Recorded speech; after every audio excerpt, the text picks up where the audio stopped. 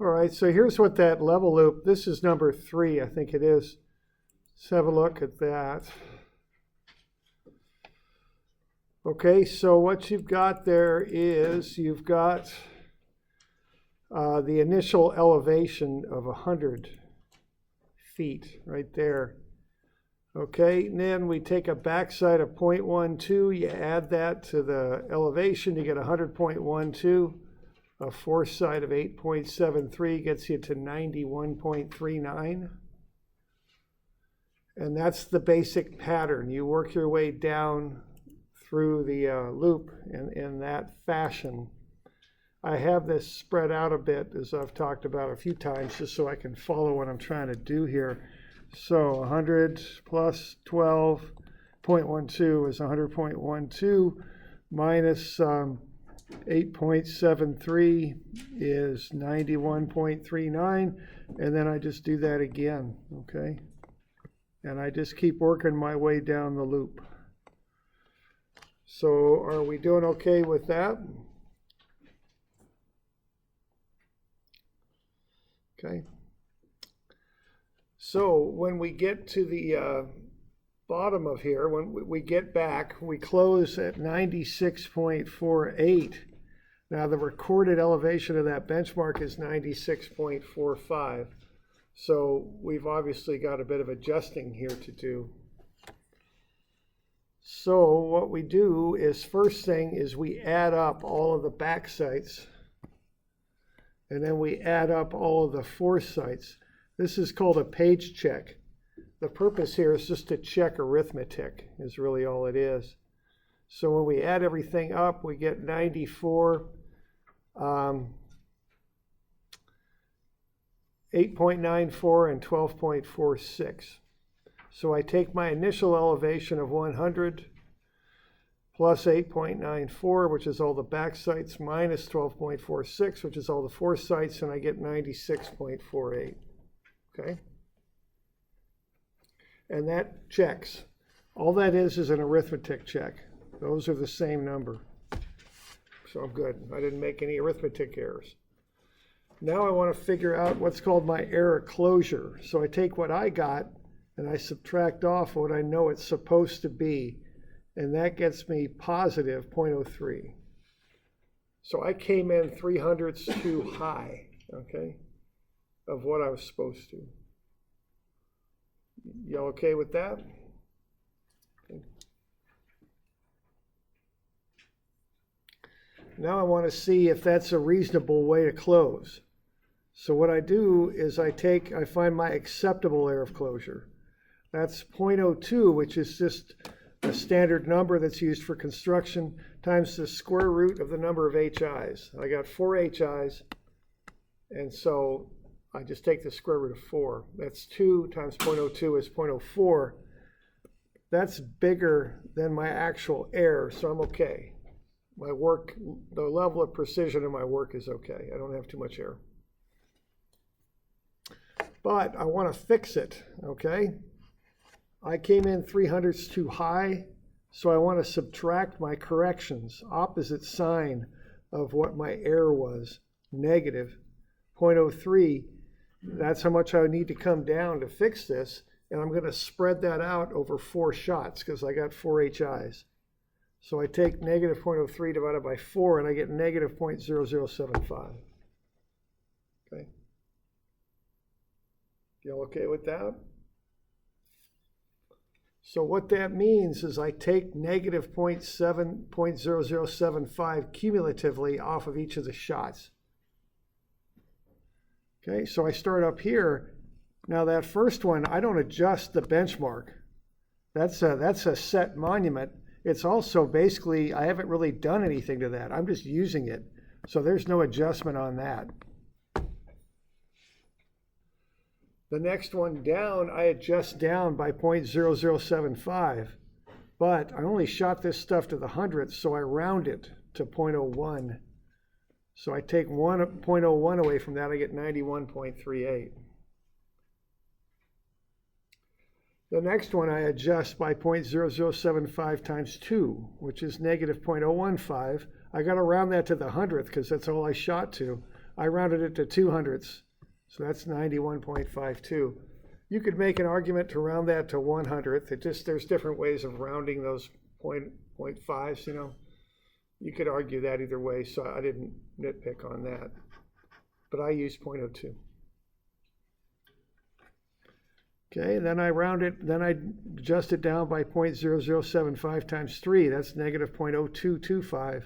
That rounds out to 200ths. 95.59. The last one comes exactly to the error. It's the last shot. It should. That last adjustment ought to be perfect. Minus 0.03, so that's 96.45.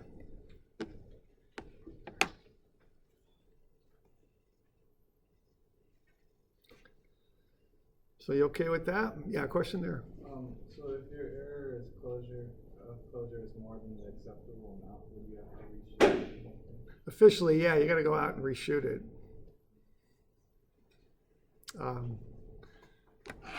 Yeah, I remember a guy going out on a Friday afternoon to finish a job up and had too much error, and he was unhappy. He had to go do it again. Kind of a long one too, out in the sticks. So yeah, so you know that's kind of the acceptable level. Okay. All right. So we got any questions on this? Because going through the homework, there were a number of errors on this stuff. I just want to be sure y'all got this. I mean, the tests in this class, they're not going to be like fill in the blank or something. Well, maybe a little bit, but they're going to be do this, do that. And this is one thing I'm going to have you do. So I can tell you straight up, I'm just going to give you one of these loops on the test, and you're going to have to do all this stuff. So, we got any questions on this? I mean, yes. When's the test? The test, probably week 6, probably on Tuesday is my guess. It takes a while to get through everything, so it'll be a little later. So week 6, probably on a Tuesday be my thinking. Okay. Yeah, question. Can you refer to our past problems to help, or? I'll get you the formula sheet and the test. That's basically what I'll get you. So you want to know how to set these notes up and the whole 9 yards on this stuff. Okay. All right. Other questions? Doing all right?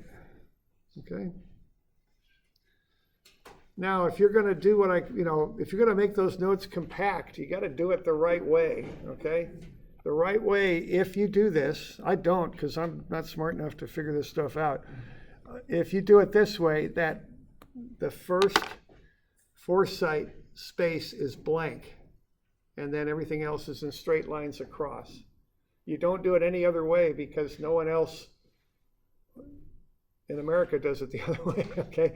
It's kind of like spelling. I mean, there's certain conventions to how you do it. This is how you do it if you flatten out your work. And you're going to really confuse people if you do it in any other way, okay? So if you want to make it flatter, more compact, that's fine. But the convention is the first foresight is blank. The reason for that is all of these shots then relate to this elevation. So this foresight creates the elevation this foresight creates the elevation. This backside is off of the elevation. That's the thinking behind it. That's why it's done that way. But regardless of what the thinking is, this is how you do it, okay? If you want to make it more compact, which is fine,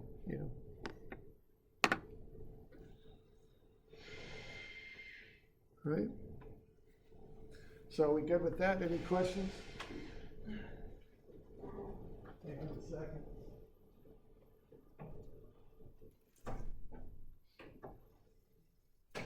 Yeah, question? Yeah, mine's just about the test. Do we get like a note card or a note sheet or anything? Or no? No, what I get you is the formula sheet. That'll be it, okay, for the test. Okay. Other questions? Okay. All right. Okay. Now, the lab we're up to this week, we're going to do some grade staking. We got to do one thing before we get into that, so let's do that one thing, then we'll get into grade staking a bit.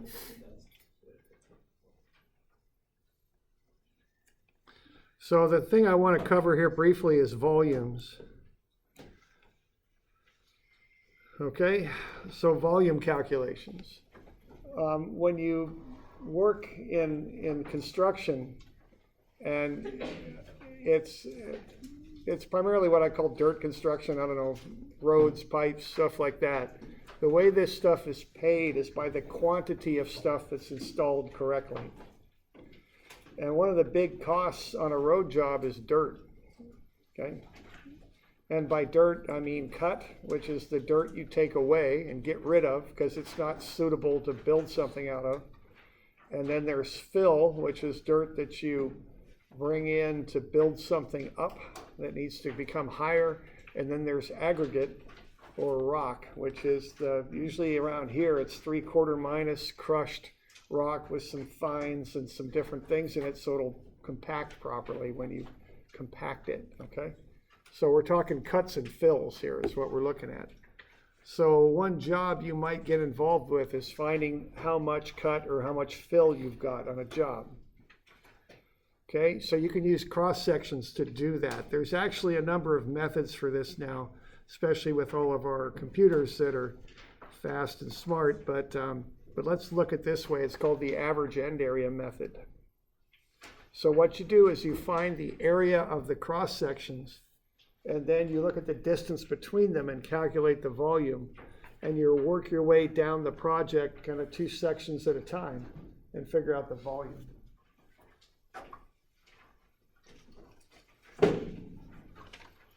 So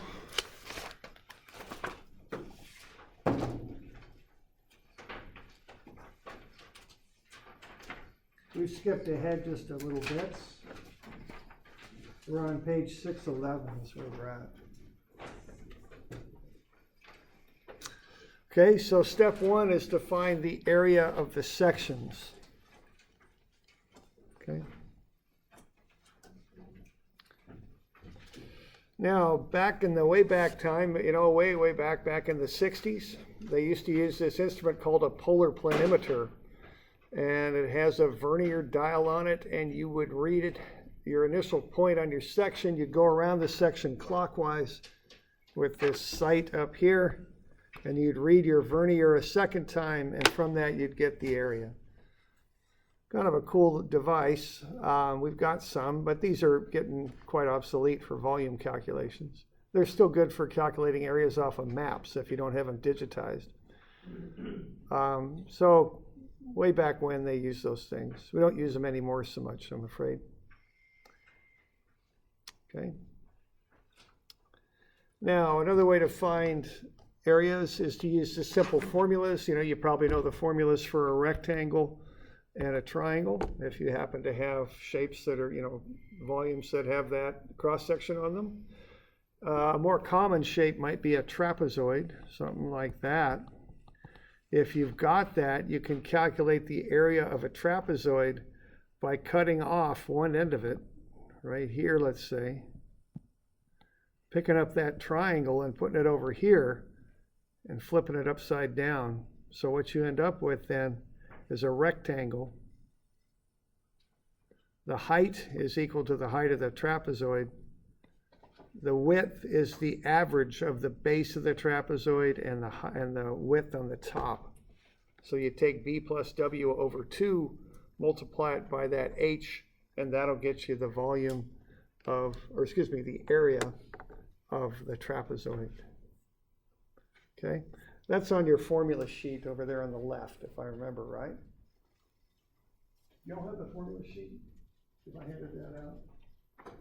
Maybe I did, it was blue. Don't think so, okay. Well, why don't I get you one of those after halftime? I'm sorry, I thought you had one of them. So I'll get you one of those at halftime here. Okay. All right, so that's one way to calculate a volume if you have a trapezoid.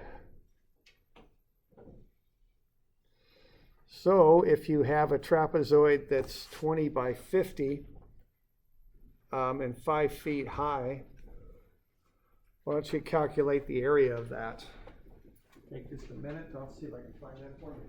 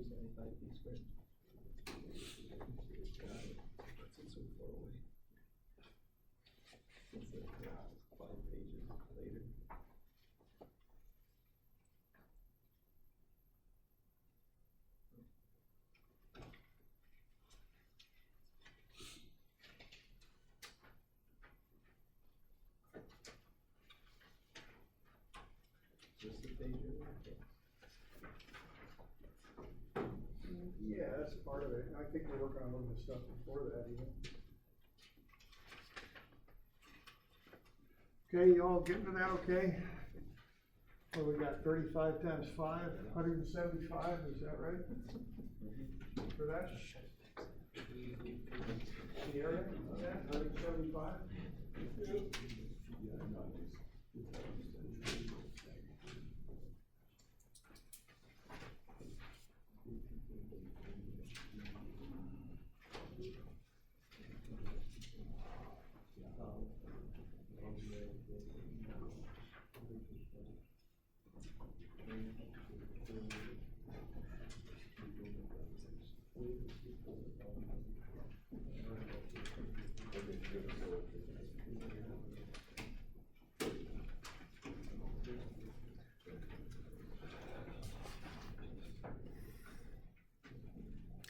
Okay, so 20 plus 50 over 2 times 5 gets you 175. All right, we're good. All right, there's also what's called these coordinate formulas, which are what happens inside your computer when it calculates areas. It's called the double meridian distance formula. And I run through an example of that. That's how you can find the area of more complicated shapes. I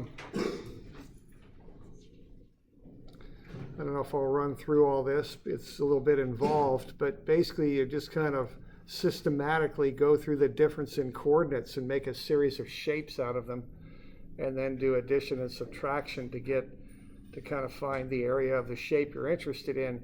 You can automate that and kind of program it and come up with what's called the double meridian distance formula, which is shown right there. That's something that happens inside your computer. I don't think we'll get into this one too much just because it's a little bit complicated. So, we'll just put it right there. So here's the general formula. Okay. But we won't worry about that so much. Okay, but we will look at 3 level sections, which are a common shape if you have a road or a berm that's up above the ground. So the ground itself, what I call the original ground, what was there originally, is down here somewhere.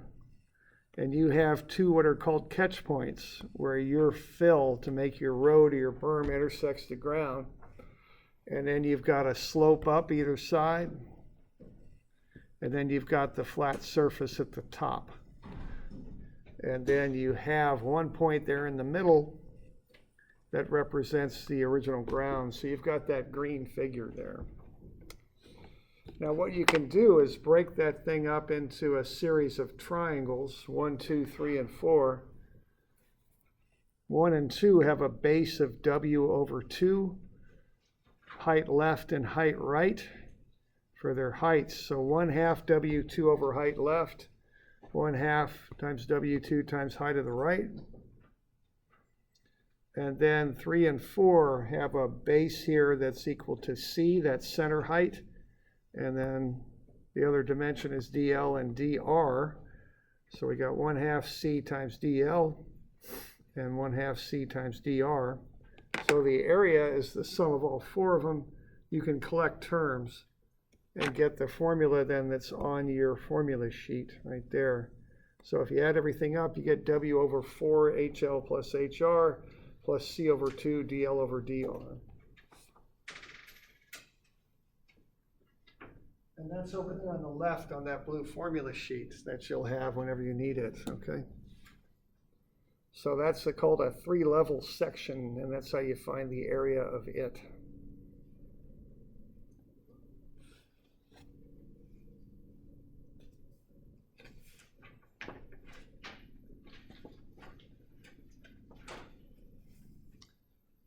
So using whatever formula you need, you can find the areas on your shape, okay? So if we have this shape right here, let's say we've got 30 feet on the top, 28 feet left and 32 feet right, and heights of 7 feet and 6 feet, we could calculate the area of that as well, okay? So that's on page 614. Why don't you give that a run and calculate that up? I mean, what's the area of that one?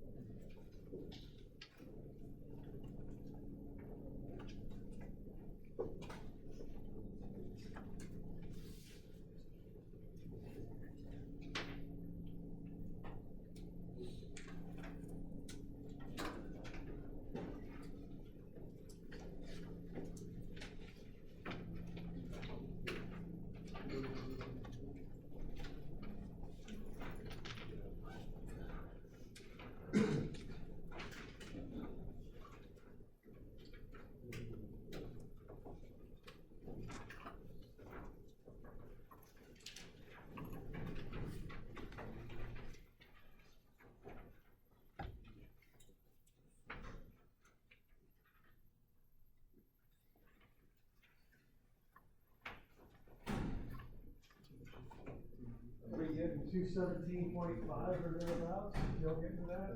Yes.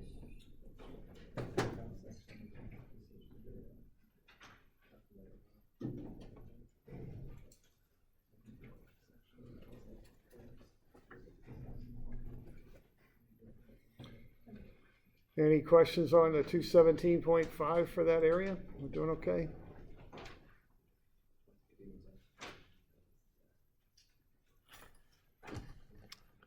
All right.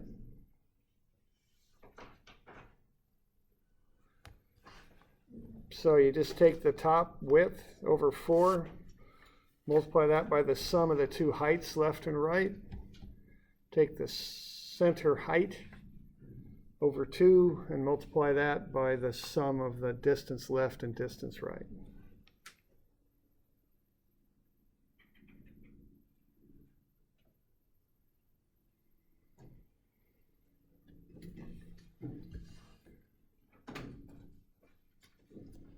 Okay. So any questions on that?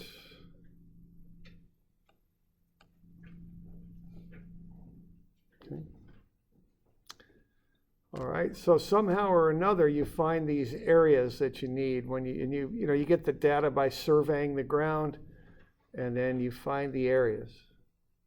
Now the next thing to do is to find the volumes of material. Okay. Now the way you do that, we'll kind of work through that a little bit, is you take the area times the depth. That's the standard formula you use to find a volume, area times depth. So I'm on page 615. So for instance, this here, if I've got a rectangular prism, which is what you call this, if the front of it is 2 feet by 3 feet, that's 6 square feet. That'd be the area. Then you multiply it by the depth of 9 feet, and you'll get 54 cubic feet. Okay. So that's the volume you'd get.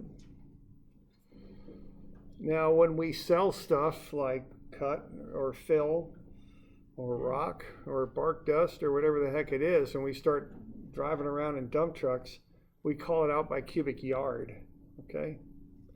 Now, a yard is 3 feet by 3 feet by 3 feet, which is 27 cubic feet. So you got 54 cubic feet divided by 27 cubic feet per yard, and that gets you 2 cubic yards. Commonly, if you're buying stuff, they'll call that a yard, but it actually means a cubic yard is really what it means. A yard by a yard by a yard, and a yard is a cubic foot. Or excuse me, a yard is 3 feet. All right, so that's the basic way you find a volume. You take the area, multiply it by how far you're going, what the depth is, okay? Now, one thing you run into is when you start doing volume calculations, you don't have the same area in the front as you do in the back. So the way of handling that is you take the average area, front and back, multiply that by the depth. And that's the standard way that you find a volume, okay? So for instance here, if you got 2 by 3 on the front and 3 by 6 on the back, you got 2 areas, okay? So what you would do then would be to find each area, 6 square feet and 18, and then you'd find the average area, which would be 6 plus 18 over 2, that'd be 12. Okay, so if the areas are different, front and back, you just find the average. Depth of 9, so take 12 by 9, you get 108. Divide that by 27 cubic feet per cubic yard, you get 4 cubic yards. Okay, so if you don't have one area front and back, you take the average area. And that's the old, kind of the older school way of calculating volumes. It's called the average end area. Okay. So the average end area method is what they call this. Now, when you start looking at construction contracts, they'll usually specify how you're going to calculate the volumes right in the contract, okay? So this was the old way of doing it. And I think it's still used a bit. Once you get into programs like Civil 3D and MicroStation and programs like that, they'll calculate volumes for you using surfaces. But this is kind of the method that will work pretty well for long, thin objects, this average end area method. So the formula for doing this is you take the 2 areas, add them up and divide by 2, that's the average end area. Multiply that by the distance between the stations and divide what you get by 27, okay? The 27 gets you into cubic yards, which is what you want. Okay, and that's the top volume formula on your formula sheet. Okay.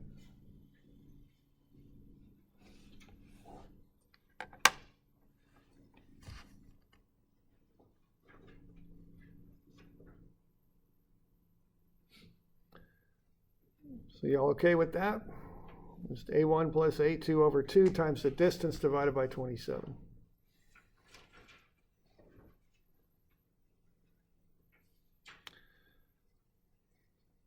So if we got this shape right here, and we want to know the volume of dirt that's in this shape, this is on the next page, 616. We've already calculated up the two areas for this thing. That's the areas that I had you calculate up. So this front area is the trapezoid, and that's 175. And then this back area is that three-level section we just calculated. That's 217.5. So you add those together and divide by 2. Then the next thing we've got here are the stations. Station 50 and station 0 plus 90. They're 40 feet apart. Okay, the stations are just measured down the line. So the 90 minus the 50, that gets you 40. The average area is 196.25. Multiply that by 40, divide it by 27. You'll come up with how many yards are in there, 291. As long as those sections are pretty even, this is a pretty good way to calculate. It tends to overestimate a little bit, which is okay with contractors. You know, it gets them a little bit more credit than they're actually for dirt than they're actually moving around. So that, you know, no problem there. Okay. Any questions on that bit? Okay.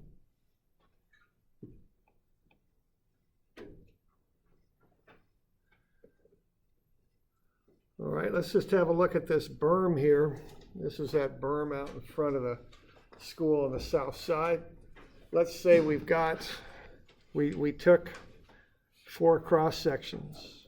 That 1 plus 40, 1 plus 82, 2 plus 40, and then the end at 297. Okay, let's see how we could calculate the volume.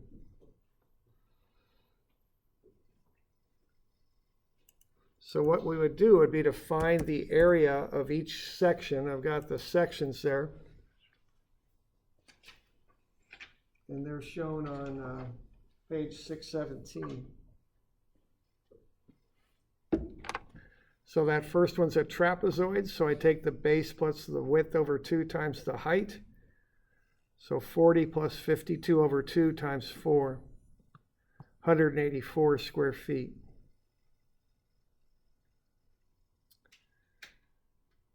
The next one's a trapezoid also, so 40 plus 64 over 2 times 8, 416.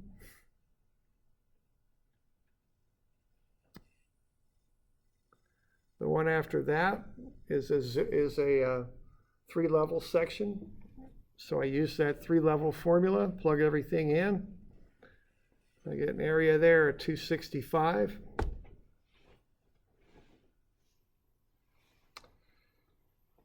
And then the last one is the end of the berm. The berm is going back to the ground at that point. It's kind of leveling out. So that's what I call a 0 section. That has an area of 0. Okay. So I got 4 areas there.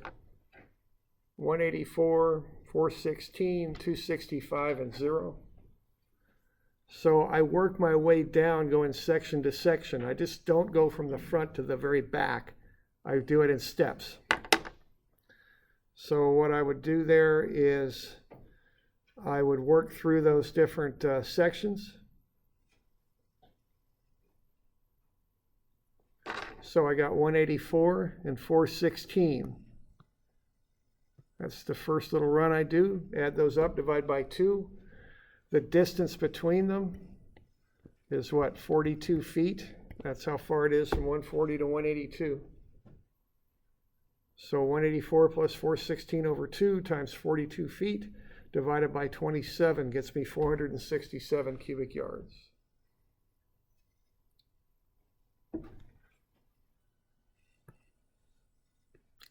Do the next one. I got 416 and 265. Add them up, divide by 2, multiply it by what? 58 feet this time, because that's the difference between 240 and 182. Divide by 27, I get 731. And then the last run is from 265 area to an area of 0. And that's what, 240 to 297. I think that's 57 feet. So run the last one, you get 280. Add everything up, and we get 1478 cubic yards. We always round this stuff to the nearest yard.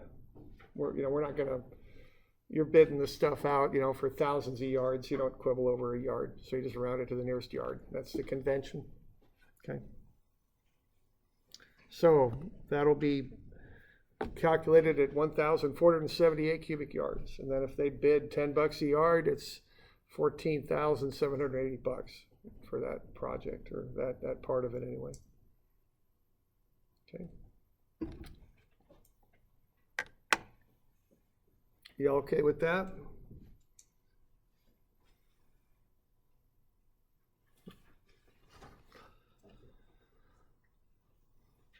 All right.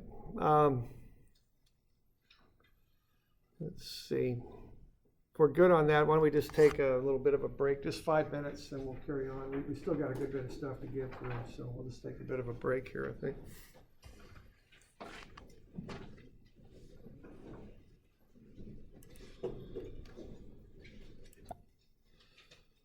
All right, so next thing we'll get into here are grades. Now this is what we're going to do our lab on Thursday. So we're going to have a look at this. And we're going to do some what's called grade staking. Now what grades are is a slope, and it's a slope of a road or a pipe or something like that. So grade is equal to slope. Okay. Now what slope is delta y over delta x. So what grade is the elevation of a second point minus the elevation of the first. That's your delta y over the horizontal distance. Okay.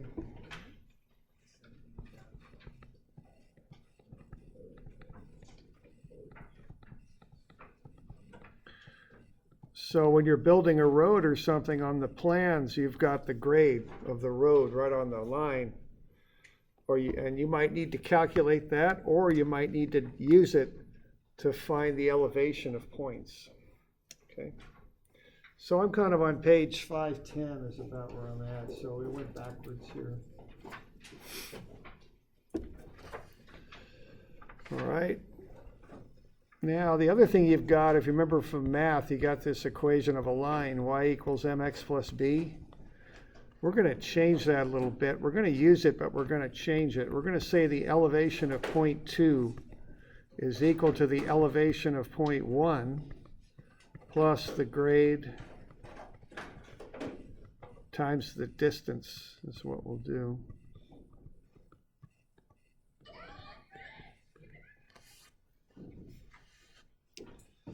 Okay, so these equations here are down in the lower left of your formula sheet.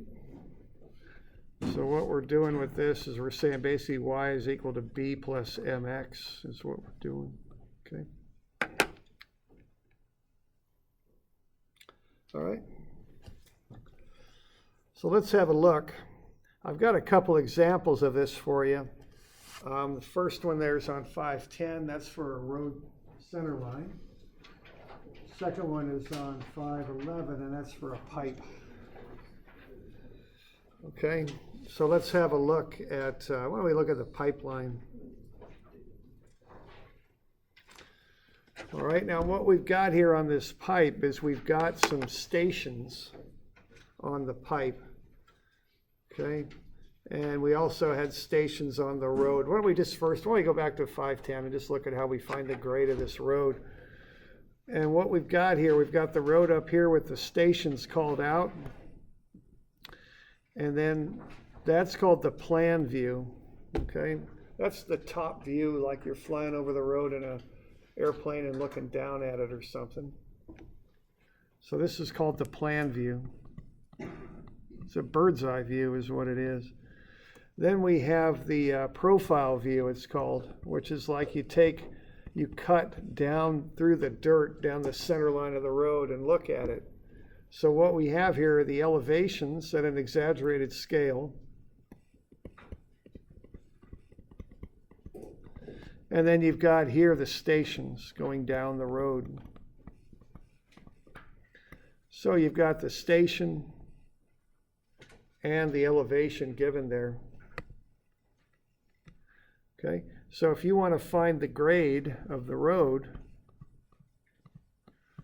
you're going to take elevation 2 minus elevation 1 over the distance. You're going to look at this elevation, which is 127.24. And these calculations are done for you down there. So 127.24. That's where the road ends. That's what you start with. Then you subtract off the initial elevation, which is 125. That's where we started. And then being as we're going on that straight line, we can use the difference in the stations for the length, for the distance. And that's 225.85. Subtract off 18. Okay. We good with that?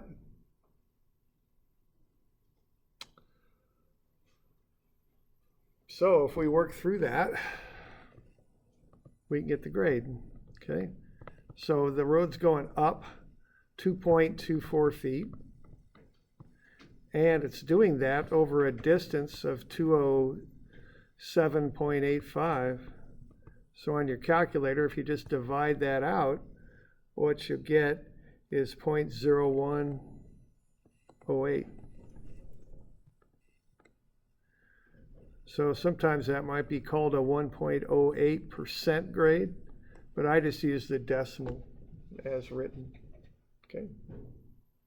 So that tells you how steep the road is. In Lebanon, where I used to work a bit, the residential roads had to be between 0.35% and about 10%. They didn't want them too flat because they won't drain water properly. They didn't want them too steep either, okay? So they spec out the grade, what's acceptable. Can't have the road too steep, of course, because you can't drive up it, but you can't have it too flat either because it's too hard to build and get it to drain water properly, okay? So that's the grade, 0.0108. Everybody okay with that? Any questions on that bit?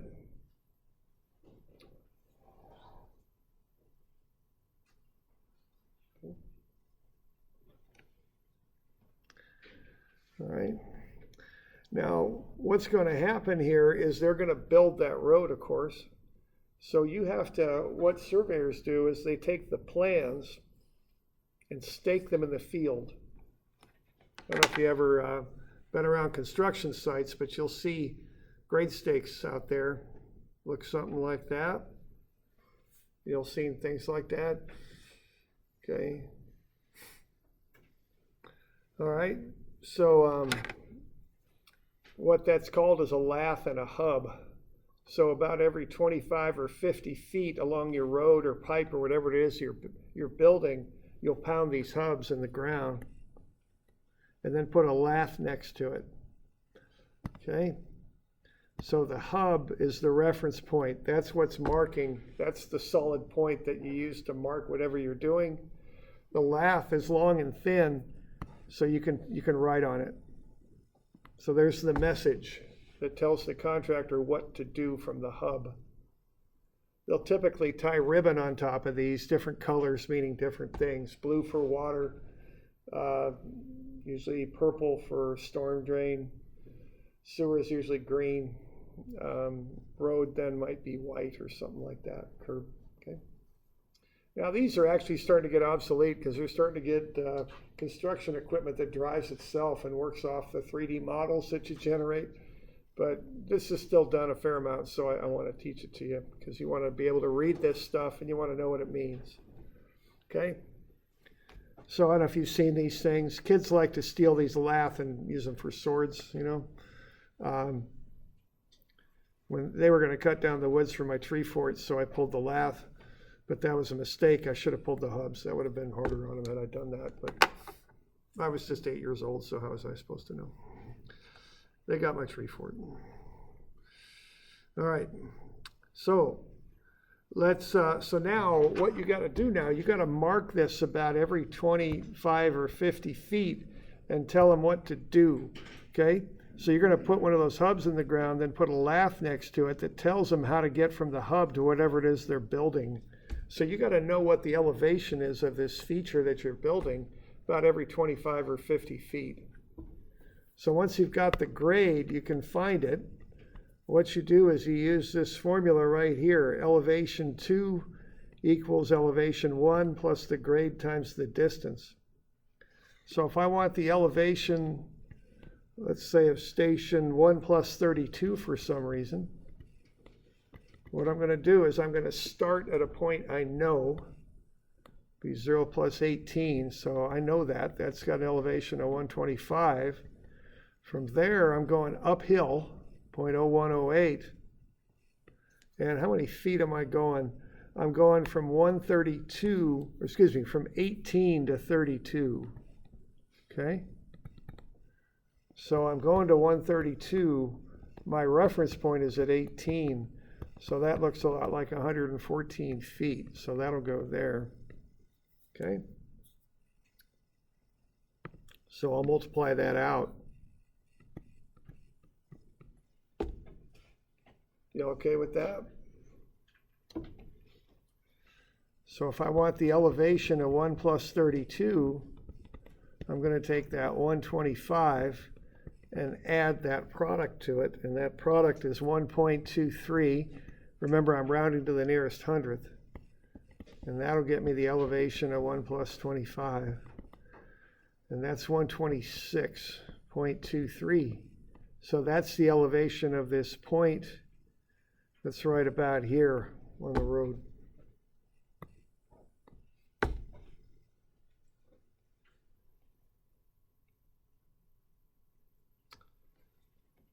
You okay with that? Okay. And really all you're doing, you're just doing this stuff from, I don't know, math 65 or whatever it is, y equals mx plus b. You're finding slope, and then you're finding elevations. That's really what you're doing here. Okay?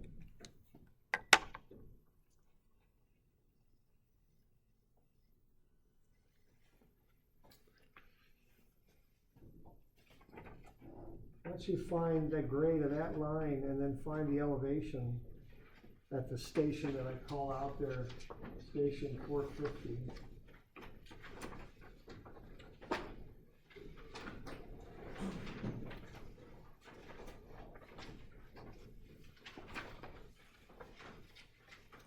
That isn't in your book, so just throw it in there somewhere and just work through it.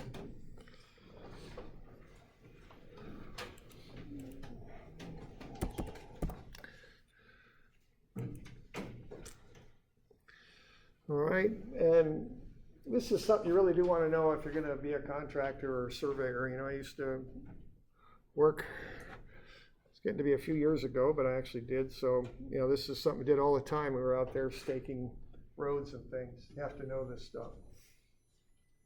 Kind of just basic kind of stuff to know. So get the grade first, and then once you got that, find the elevation. You got questions, you know, let me know. Ask the neighbor, whatever.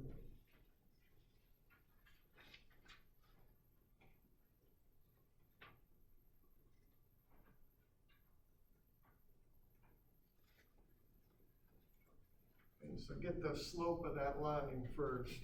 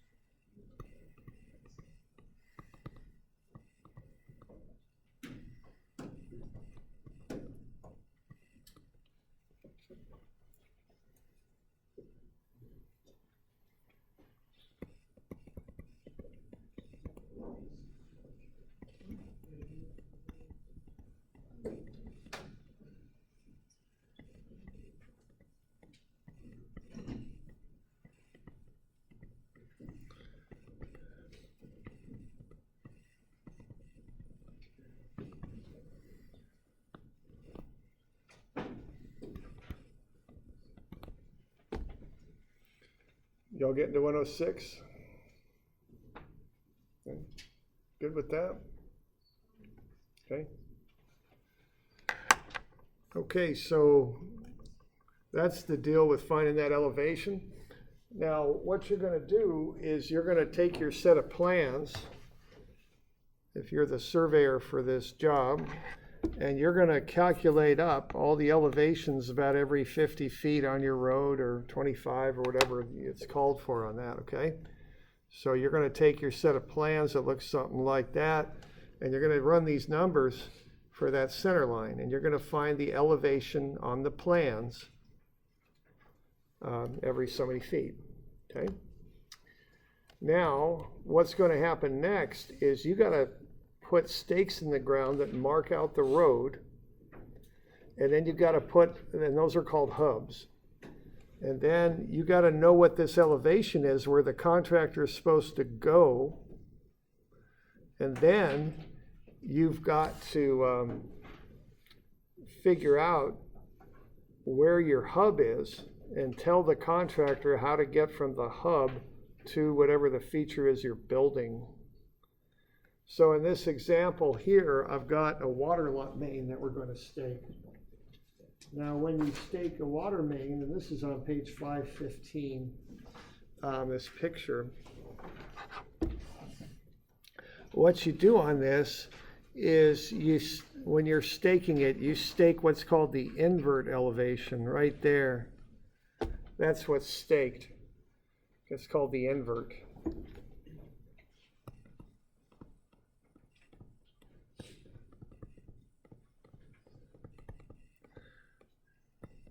IE. Okay, so you're going to tell the contractor how to go from here to there. So what you're going to tell him in this case is go 8 feet over. Okay, now why don't you put that hub right over the water main, do you suppose, if they're going to build it? They'll dig it up, okay? So you got to offset. The hub has to be offset from whatever it is you're building, okay? And normally at least 4 feet, usually more like 8 or 6, 8, somewhere in there. It just gets it out of the way because they're coming through there with a backhoe, okay? They're going to dig it right up if you put it right over the feature, okay? So it goes over to the side. So, and what you do, you put the 8 in a circle on top of the lath. Okay, that's the standard around these parts. That's how they do it.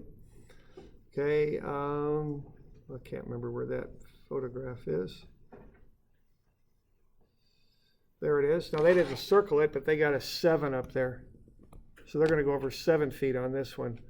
TFC means top face of the curb. So they're building a road is what they're doing, okay? So we're going over 8 feet, okay? Then we've got either a C or an F. C means cut. F means fill. Cut means go down. And fill means go up. So this one has a C, so it means go down 8.17 feet. So from the top of the hub, you go down 8.17, you go over 8. That's where that water main invert goes. Okay. Then you tell what you're doing. You're going to the IE, the invert elevation of W, which means water, and that's station 0 plus 50 on the water line. Okay. So that's the message on the lath that tells the contractor what to do, how to get over to the water main, okay? Y'all good with that? Okay. So, you know where the water line's supposed to go, and you can calculate the elevation, but you're also going to have to figure out where you put that hub, okay? Now, you can do all the calculations about the water main in the office if you want, because that's on a set of plans, see? But the hubs, you got to pound them in the field so they run parallel to the water main or the curb or whatever it is you're building, see? So,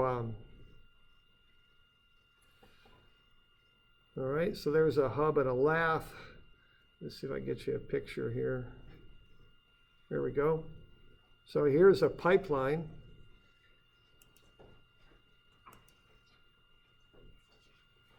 And what we've got there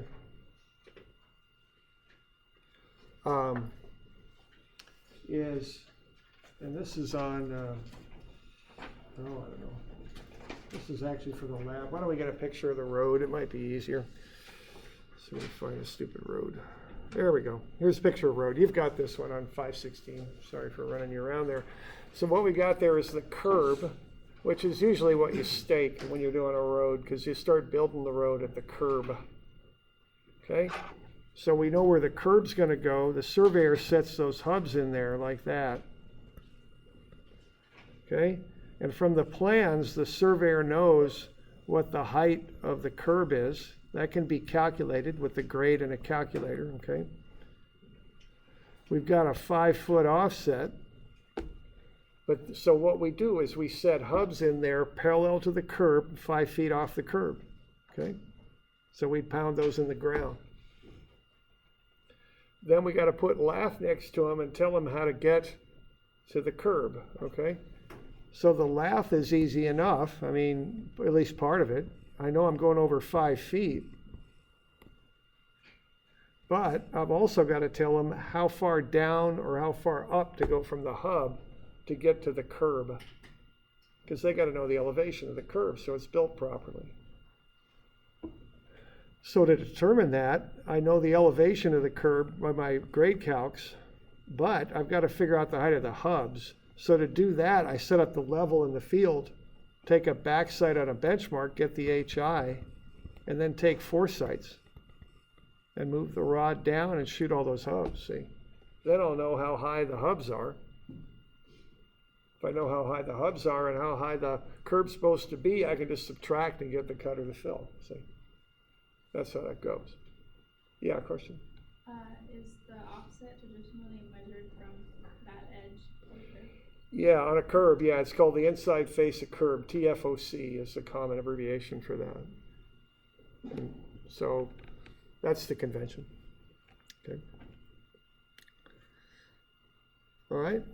So what we got to do is we got a little leveling out in the field to shoot the hubs so we know their elevation. Okay. So here's a set of notes and what it would look like. And again, I'm running you around here a little bit, but that's on back on that page we were just looking at, 515.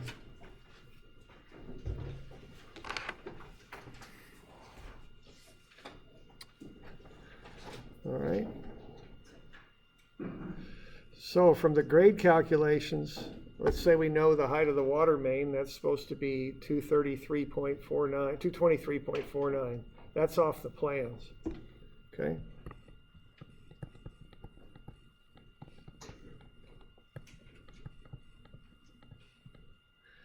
Okay, now to get the height of the hub, I gotta set up the level and do all that.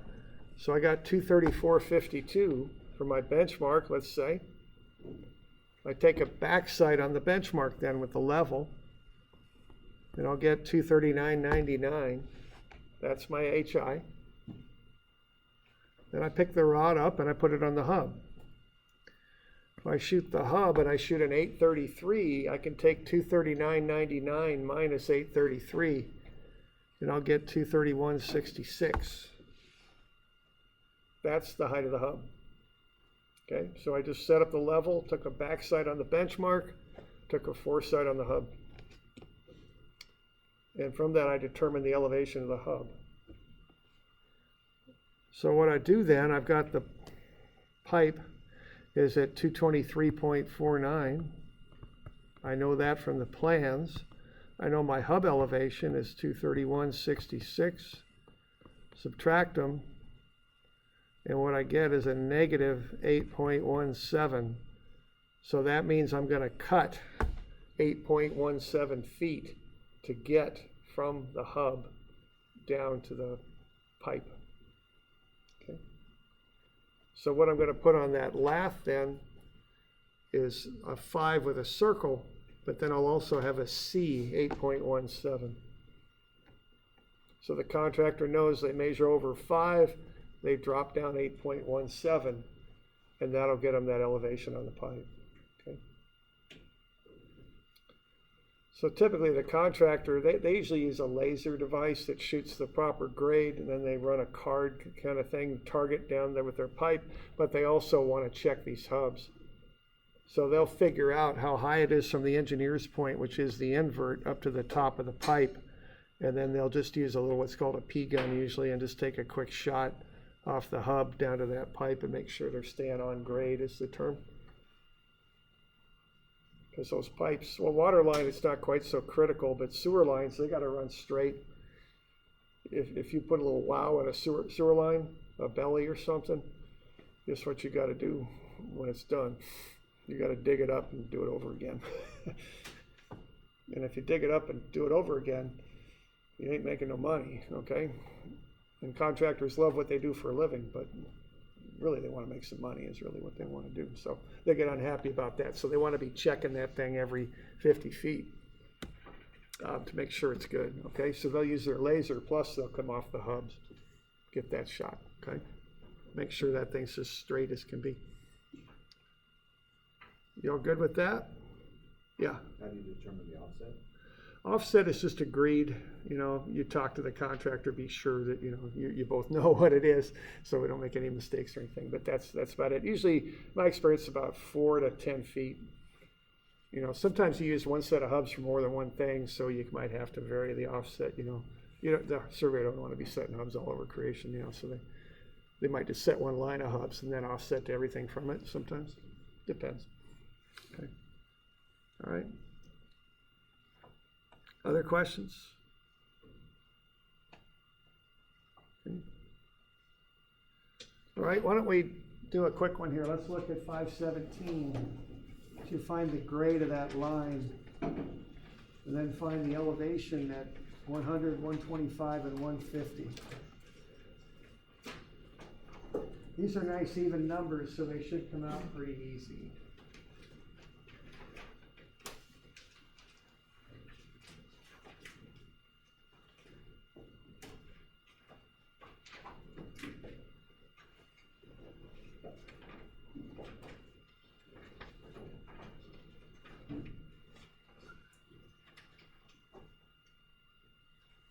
So get the grade of that line, use the front station and elevation and the back one, subtract and divide, subtract the elevations, divide by the distance.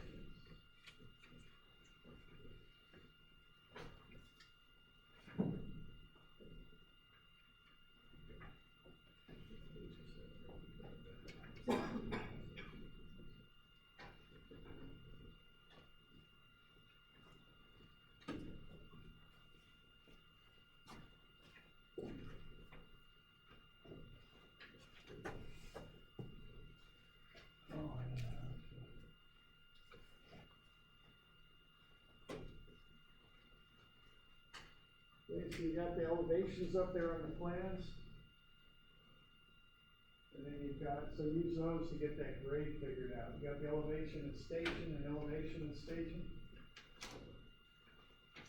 So use that to get your grade.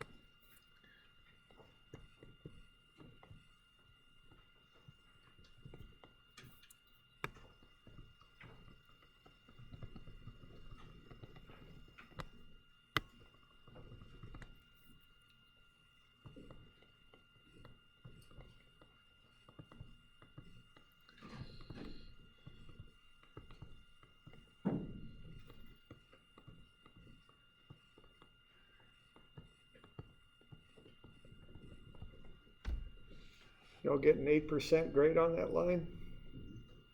Okay. Any questions on that? Okay. Elevation at 100 is given, it's just 101, right? So once you find the elevation, just do it for 125. We're getting a bit short of time here, I think.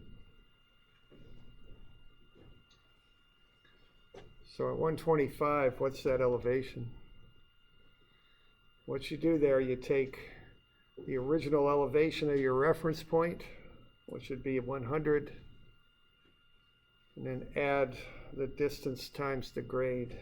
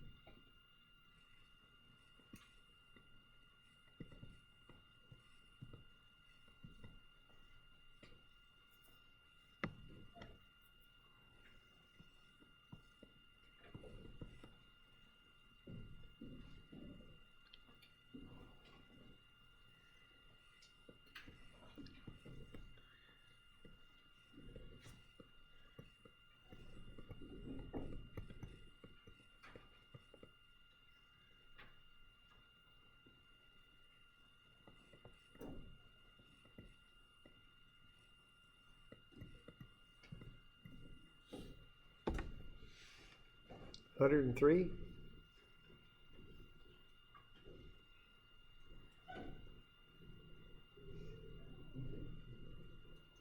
$103 feet. We good with that? Any questions on that? We good? All right. So I'm just taking the 25 feet because I'm 25 feet from station 100. I multiply that by the 0.08. That's the grade. Okay, and that's 2 feet. So I'm going up 2 feet from station 101. So I'm going, excuse me, from station 100. So I'm going from 101 up to 103. All right. So that's this station here. So my elevation of the curb is 103. So that goes here. Okay. That's the elevation of the curb. That's off the plans. Now I got to take the, now I set the hub off of that, 5 feet there. And then I take the level out. And I back sight 100-foot elevation for my benchmark. So what's my HI now?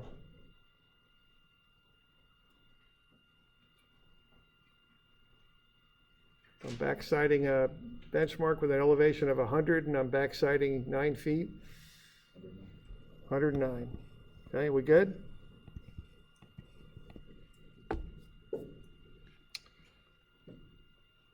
Okay, then I move the rod ahead and put it on the hub, and I'm taking a foresight of 5 feet. So what's the elevation there on the hub?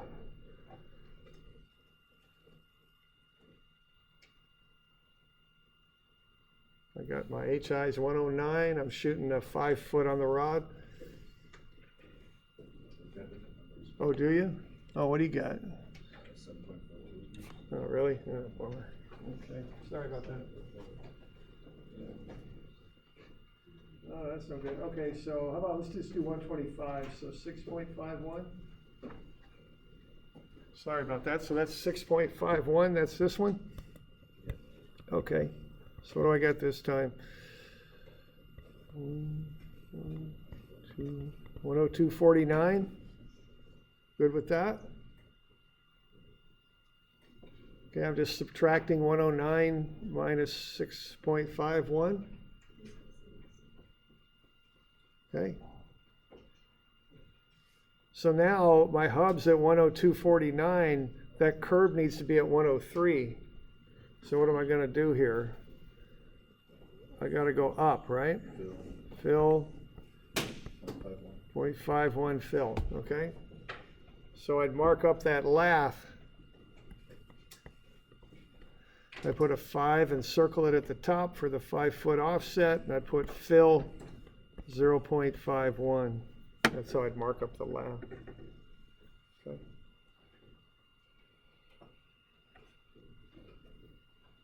All right. Now we're going to do the grade staking lab on Thursday.